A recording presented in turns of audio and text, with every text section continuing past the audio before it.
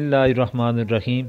उसूल हदीस के हवाले से आज जो आपके सामने ज़िक्र करना चाहूँगा वो मकबूल और मरदूद के दरमियान जो दूसरी मुश्तरक अनवा हैं, अक़साम हैं, उनके बारे में आपके सामने कुछ ज़िक्र करना चाहूँगा। सबसे पहले है मुस्नद। वो हदीस है जिसकी सनद हज़ूर सल्लल्लाहु अलैहि वसल्लम तक मरफ़ू मुत्तसिल हो।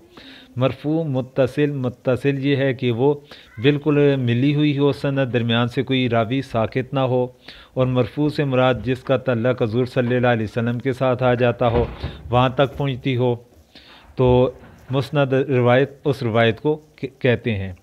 मुत्तसिल कौन सी रिवायत है कि मुत्तसिल वो मरफ़ू या मौकूफ़ हदीस है जिसकी सनद मुत्तसिल हो, यानी दरमियान के अंदर कोई रावी साकित ना हो बल्कि उसका तसलसल बरकरार रहे। फिर ज़ियादात सिकात से क्या मुराद है?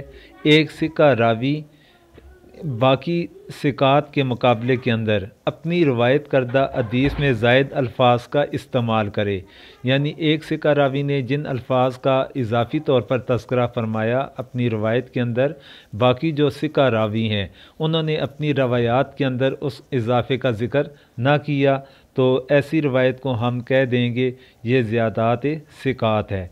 तो ये तीन चीज़ें आज आप हज़रात के सामने मैंने ज़िक्र की।